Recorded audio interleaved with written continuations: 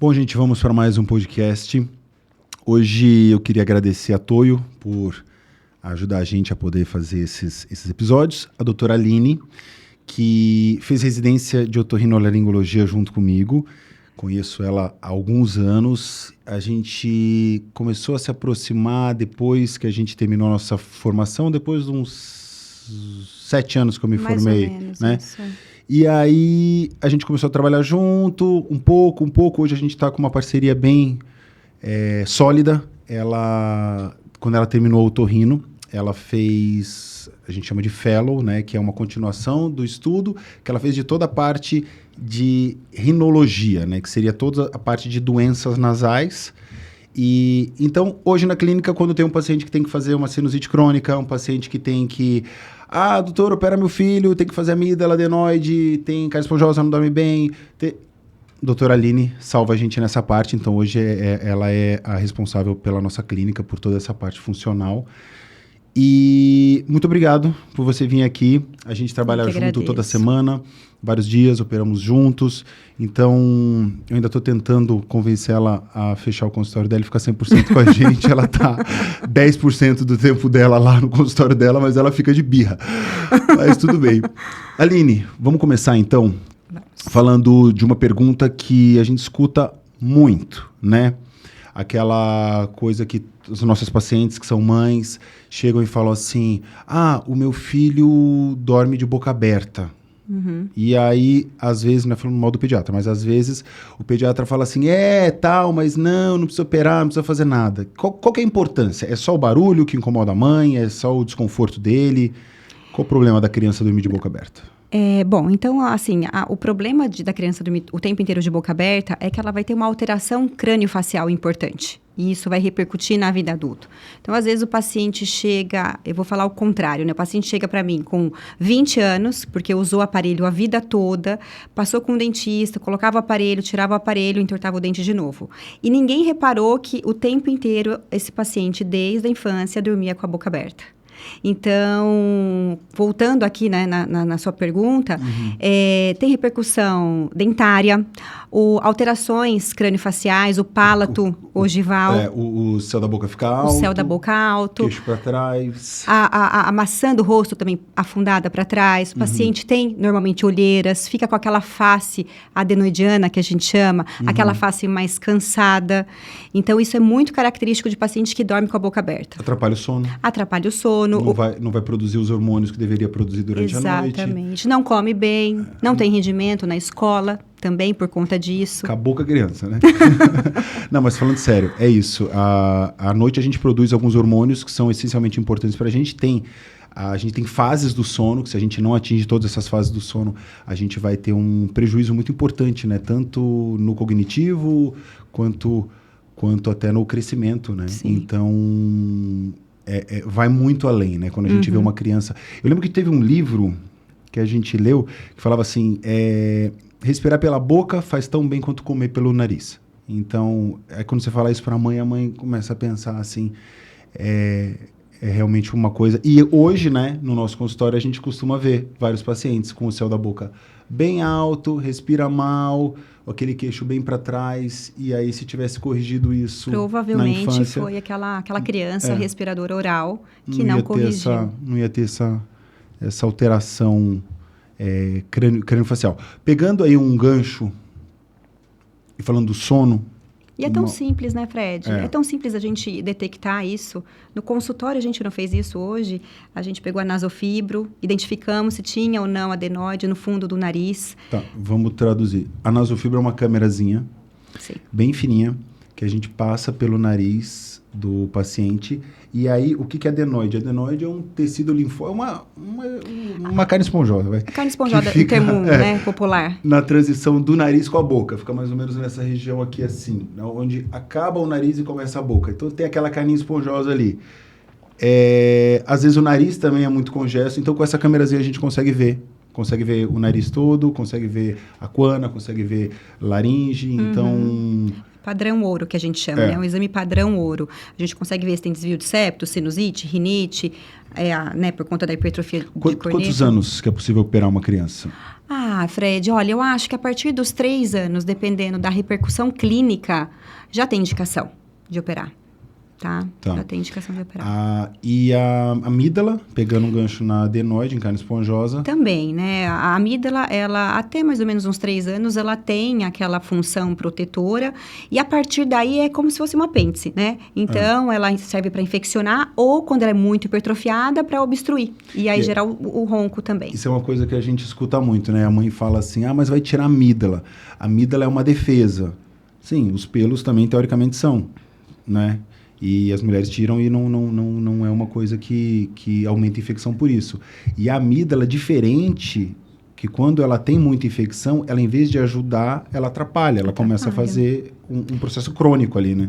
E o paciente fica tomando antibiótico, acaba tendo resistência ao antibiótico. Então, o antibiótico aquele, mas meu filho toma amoxicilina e não resolve, então tem que partir para um outro antibiótico. Acaba prejudicando a dentição também, o esmalte do dente com tanto antibiótico. E quando a amígdala é muito grande, a própria amígdala fecha a passagem do ar e piora muito o ronco. Piora o ronco, com certeza. E a fase ideal para operar a amígdala, se tiver que tirar a amígdala, é criança. Porque não dói.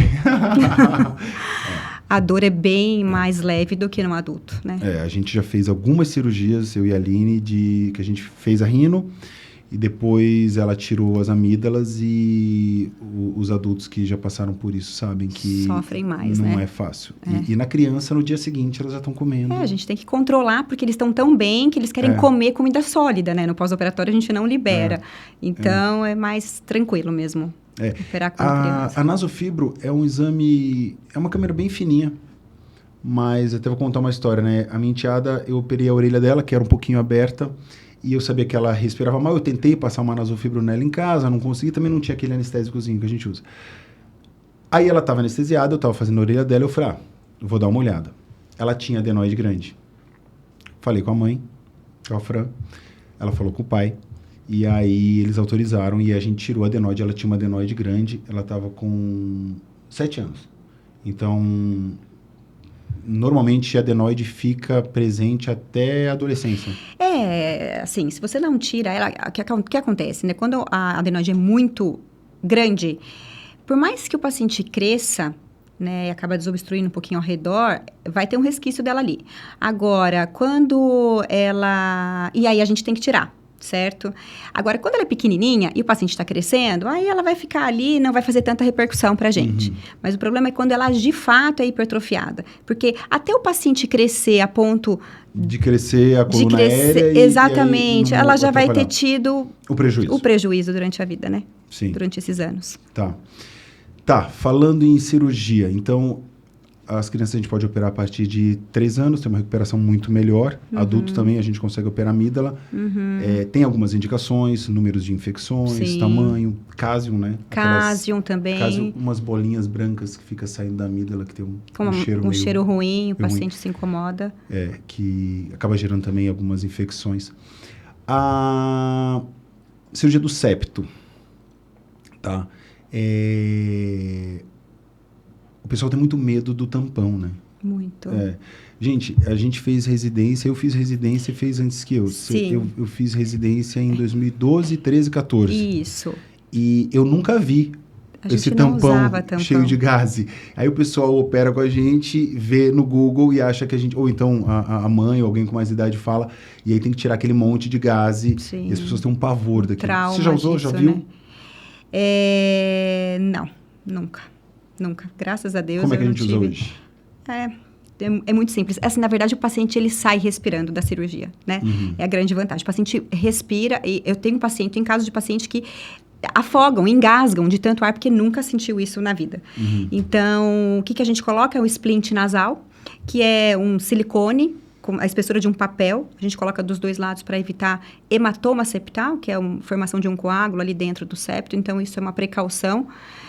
Que a gente tira no retorno e também é bem simples. Então, o paciente sai da cirurgia respirando, Depois de um tempo, como incha um pouquinho lá dentro da cavidade nasal, que é uma cavidade pequena, acaba tendo aquela sensação de congestão nasal, como se tivesse gripado, mas passa o ar. Então, o desespero do paciente é, eu não vou conseguir respirar, vou voltar da anestesia, vou puxar o ar e não vou conseguir respirar. E não, ele vai conseguir respirar. E no pós-operatório, para tirar aquele paciente que lava, sai bem facinho. Muito tranquilo de fazer.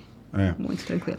A cirurgia de sinusite crônica é uma cirurgia que eu acho que eu fiz na residência poucas vezes. E é uma cirurgia que eu nunca me atrevi a fazer depois de formado, porque ela tem uma dificuldade, tem o olho perto, tem o cérebro perto, tem algumas artérias, então pós-operatório é bem tranquilo, né? É bem tranquilo Esse aí eu acho que é bem mais tranquilo do que até o septo. É bem tranquilo também, não tem dor. Né? Não tem dor.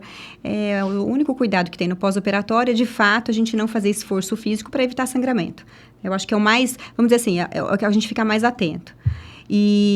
É como se fosse assim, né? Os seios da face, eles têm um buraquinho bem pequenininho que comunica com o nariz. Isso. Aí, quando a pessoa tem aquela sinusite crônica, porque não consegue ter aquela troca entre o seio da face e a cavidade nasal. Então, ela pega aquele buraquinho, expande. E amplia. Né? Isso. E aí não tem mais secreção, limpa, ela aspira aquilo tudo que tem lá.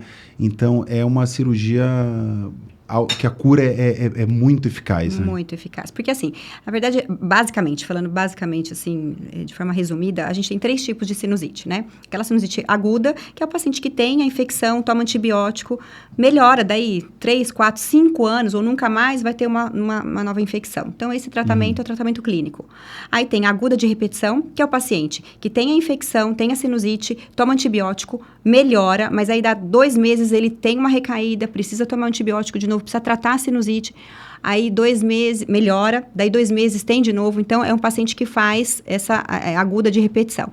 E o paciente com sinusite crônica, que é o paciente que tem a infecção e ele toma um antibiótico, não melhora, aí tem que aumentar a potência do antibiótico, né, aumentar o espectro, para ver se melhora da infecção, não melhora, então ele fica 3 meses com aquela secreção, 3 meses sofrendo da sinusite crônica. E para cada tipo de sinusite tem um tipo diferente de tratamento. Então, tem aquela clínica que eu falei, né? O tratamento clínico para sinusite aguda. A aguda de repetição e a crônica, o tratamento é cirúrgico. Porque a gente vai melhorar a qualidade de vida desse paciente que vira e mexe tem que tomar antibiótico ou que não melhora, no caso da sinusite crônica. Que fica o tempo inteiro com aquela secreção amarelada, esverdeada, saindo pelo nariz ou gotejando na garganta, que é aquele paciente que quando deita tem muita tosse ou que perdeu o olfato, não consegue sentir direito o cheiro das coisas. Dor de cabeça também, dor na arcada dentária superior por conta do peso que fica aqui nos seios da face quando tem secreção. Então, para esses casos aí, a indicação cirúrgica é muito bem-vinda. Você acha que todo mundo tem que lavar o nariz todos os dias, o soro? Fred, olha, agora a lavagem nasal está em alta, né? Assim, eu acho que a lavagem... Não para quem operou, tá, gente? Tô falando assim, uma pessoa... Não tem nada a ver com o meu pós-operatório de rino, nem com o pós dela. Tô falando assim, uma pessoa que não operou. Eu acho assim, é muito válido lavar o nariz, certo? Porque você ajuda. Mas existe, assim, um excesso, eu acho, agora, hoje em dia, sabe? Um excesso na pressão. Então, eu peguei muitos casos de infecção de ouvido pela maneira errada de lavar o nariz, entende? Então, assim, eu acho que é válido, eu acho que faz bem. Se você fazer com consciência... O muco é importante. É importante, então, a gente tem não é um para lavar, ali. A gente manda lavar 10 vezes ao dia no pós-operatório, porque é uma outra situação, É uma outra né? situação. Tanto que quando o paciente já está com mais tempo de pós-operatório, eu mando lavar 2 vezes ao dia. Isso. Uma coisa assim. O paciente gosta. Você percebe? O paciente que lavou o nariz, no começo ele reclamava que tinha que lavar o nariz. Depois, ele fala, não consigo mais ficar sem. Então... Mas realmente, o excesso, eu vejo que...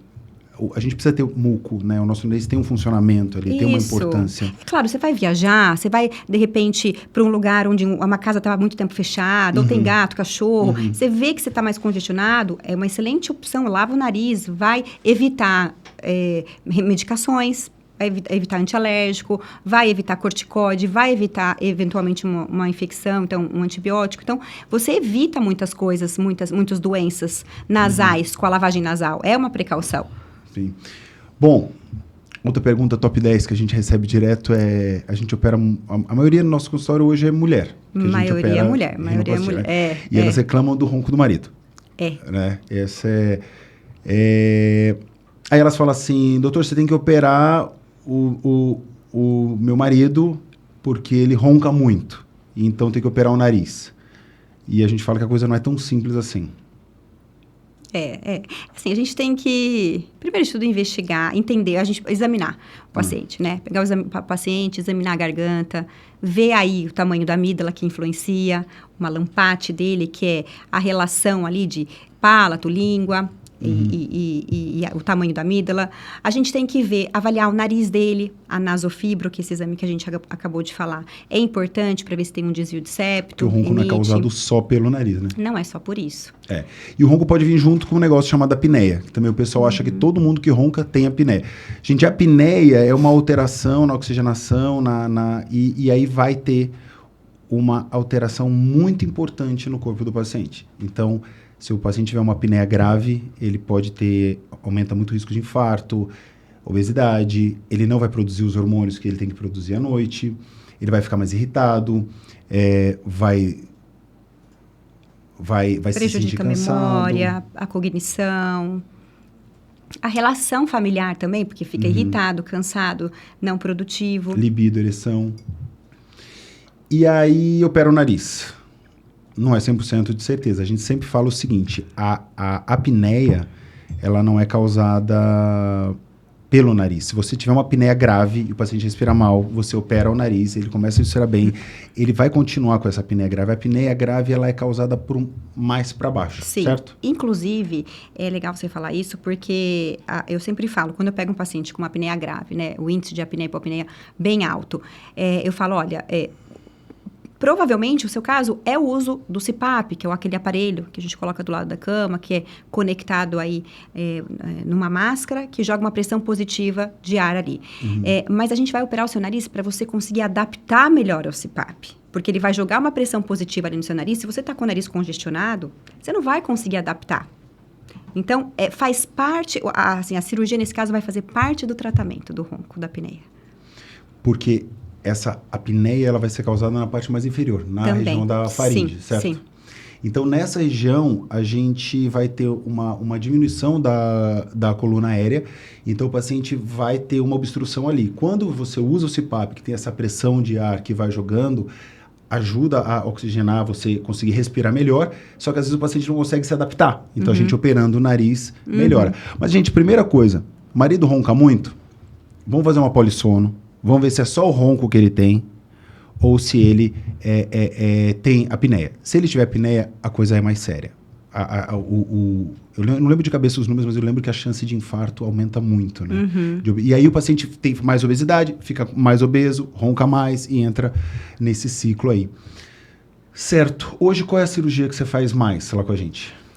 A septoplastia, acho que é o número 1 e vem crescendo isso. Sabe, eu acho que você pode voltar? Elas adoram falar isso, né? É um mito, né? Explica para eles, por que não pode voltar? Porque assim, o septo desviado, o que é o septo nasal? É bem essa cartilagem, composta de osso e cartilagem, que separa as duas fossas nasais. 80% da população brasileira tem um grau de desvio de septo, ou para a direita ou para a esquerda. E quando a gente faz a remoção, quando a gente corrige, quando a gente faz a septoplastia, a gente remove essa cartilagem, esse osso desviado. Então, não vai crescer um osso desviado. A maioria acha que vai crescer porque acho que entende que a gente vai reposicionar o septo, mas não é isso. A gente remove isso daí. Por causa tem, né, a mucosa, aquela cartilagem que vai para a fossa nasal, e a outra mucosa. Ela rebate a mucosa, tira essa cartilagem fora, coloca na mesa e põe a mucosa de volta. Isso. Então, é isso aí. Então, definitivo. Exatamente, definitivo. Quando o paciente volta a respirar mal, normalmente é o corneto dele que volta a crescer, porque ele... E quando ele tem uma tendência também, né, Fred? Uma tendência à rinite. Se o paciente não tem uma tendência à rinite, dificilmente você perguntar para mim, Aline, quantas vezes você teve que reoperar um paciente porque os cornetos aumentaram? Nenhum. Nunca precisei. É claro, posso precisar um dia? Posso. Eu já tive. Porque o paciente tinha uma rinite muito grande, ele não tratou, aquela alergia foi hipertrofiando a mucosa de novo. Exato. Claro, um pouco menos, porque a gente tira um pedacinho de osso.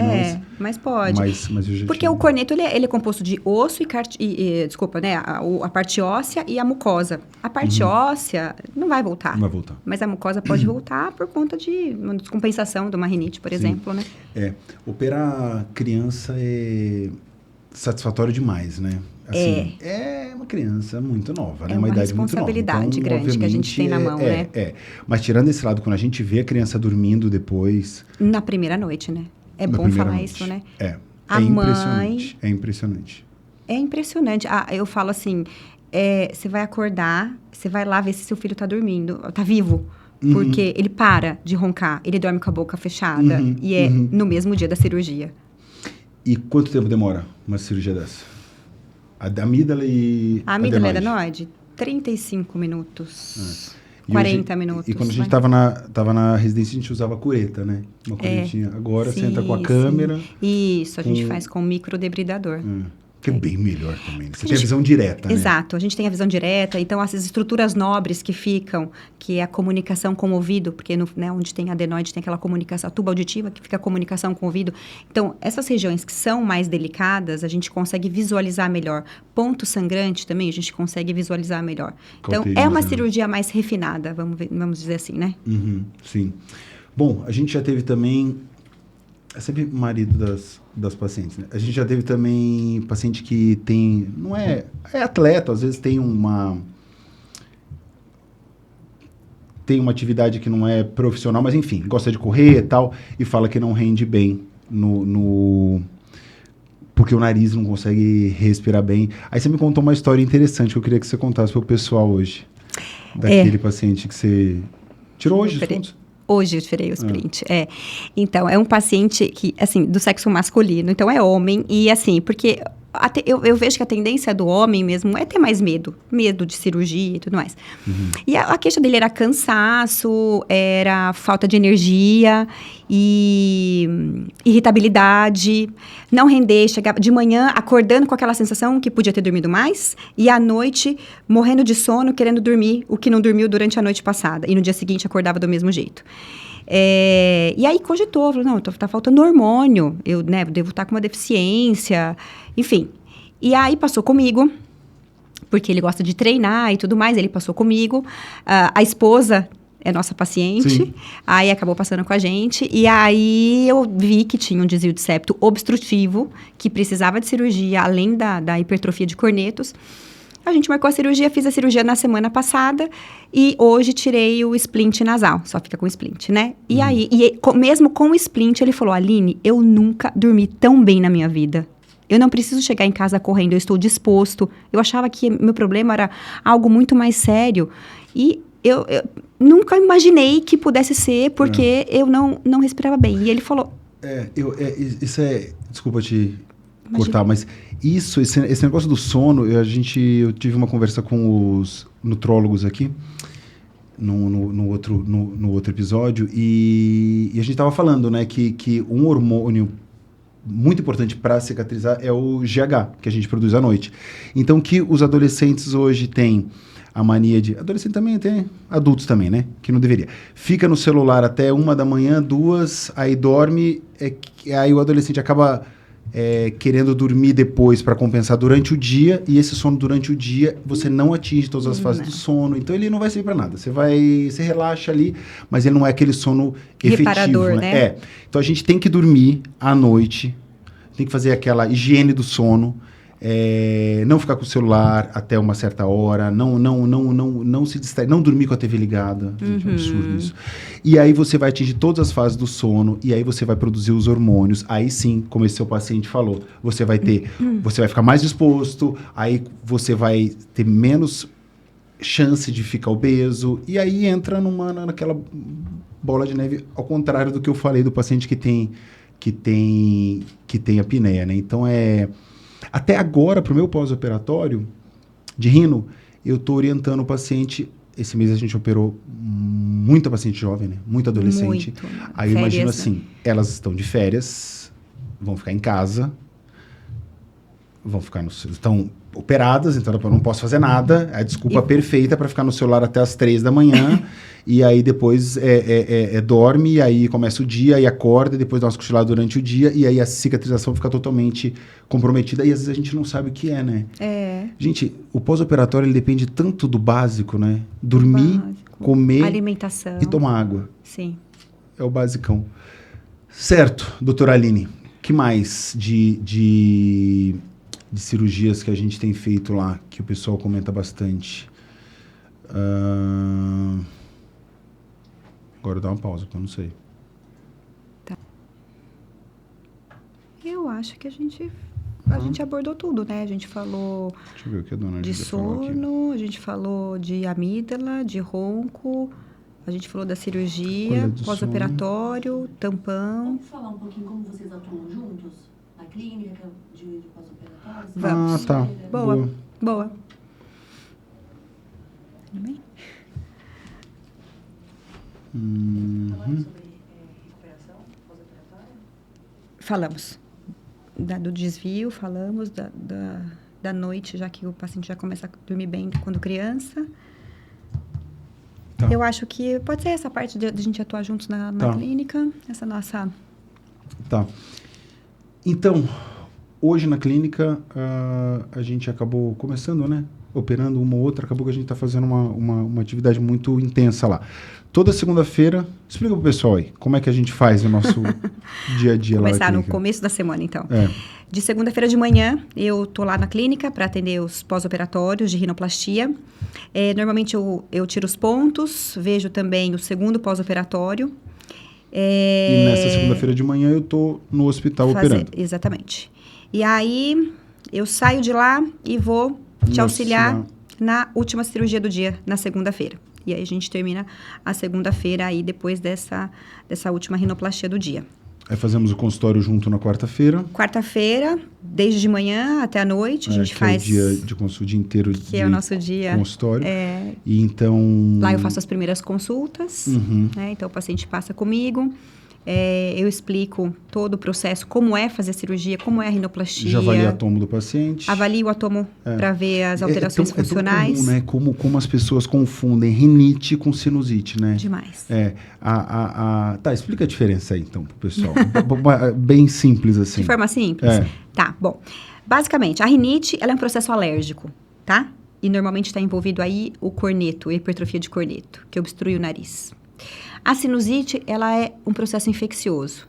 Pode ser viral, pode ser fúngico, pode ser bacteriano. A maioria é viral e as pessoas acham que toda sinusite tem que tomar antibiótico, inclusive. Mas não é. Então, os tratamentos são completamente diferentes. Rinite, você abre aquele armário velho, você começa a espirrar. Passa alguém fumando do seu lado, você começa a espirrar. Espirra, coça. A sinusite, você tá com aquela gripezinha, que não melhora. Aquela secreção aí amarelada. Aí começa a aumentar a secreção, aí... A gripe era para melhorar de 5 a 7 dias, aí não melhora, aí você continua assoando o nariz, gotejando, tosse à noite. Tem muito paciente que fala assim, porque daí minha sinusite ataca. E não, gente, aí é a rinite que ataca, né? Se passar alguém aí com uma blusa ali que estava guardada há muito tempo, não é a sinusite que vai... Então, isso é muito comum, né? Os pacientes falarem isso. Então tá, e aí na quarta-feira você vê as tomos, já avalia essa parte, se o paciente tem sinusite ou não. Se ele tem algum processo desse, você já orienta, já fala, faz antes que eu na cirurgia. E na quinta-feira também, à tarde. Quinta-feira à tarde a gente faz consultório juntos também. Isso aí. E mesmo quando o paciente tem, isso é uma pergunta até interessante, já me fizeram, quando o paciente tem uma sinusite crônica e tal... por mais que tenha uma infecção lá, a gente não precisa que ela faça e depois fazer a rino. A gente consegue fazer no mesmo tempo, por mais que tenha infecção. Ela abre, limpa tudo e depois a gente entra... A gente sempre entra com antibiótico, né, no pós-operatório, mas consegue... É porque os nossos pacientes são ativos, são jovens, que trabalham, então... O fato de parar para eles, para fazer o pós-operatório, eles têm que remanejar toda a vida deles, né? Então, se a gente conseguir conciliar um pós-operatório para as duas cirurgias, tanto a parte funcional como a parte estética, melhora. E não tem risco, porque a gente já fez isso várias vezes, a gente nunca teve um paciente com infecção Não, gerada Fred. pela sinusite, então acaba que dá para conciliar essas aí também. Rino e amígdala, rino e sinusite, enfim, dá para fazer isso muito bem. Então tá bom, doutora Aline, muito obrigado por todo o apoio que você me dá no consultório. E agradeço também a Toyo por ajudar a gente aí nos podcasts. E espero te ver de novo aqui. Queria te perguntar mais uma única coisa. O que você acha que poderia mudar assim nessa parte de crianças? Você acha que tem alguma cirurgia, algum aparelho novo que o pessoal fala muito em laser? Surgiu alguma coisa nova ou é tudo... Olha, então, quando o paciente tem a questão do laser, mas assim, quando o paciente tem infecção de repetição, o ideal é você tirar toda a amígdala, certo? Não deixar nenhum resquício ali, para evitar infecções futuras. Então, às vezes, determinadas técnicas novas acabam não removendo todo o tecido, o que pode provocar ali futuramente outras infecções. Agora, quando é um caso obstrutivo, então é uma amígdala grande que precisa ser removida ali da região para o paciente respirar melhor, sem aquela relação com a infecção de repetição, aí tudo bem. Aí mas tem não, relação. Tá, mas não tem nada novo. Mas assim, acho que não, nada que me enche os olhos a ponto de eu falar, nossa, eu tô apaixonada por essa técnica e não abro mão dela. Até agora legal, não. Porque sempre aparece umas coisas novas aí que o nego quer fazer mágica, né? Tá bom, obrigado. Tá bom? Valeu. Obrigada a você pelo convite. Ah, temos um presentinho. Ah, é? É.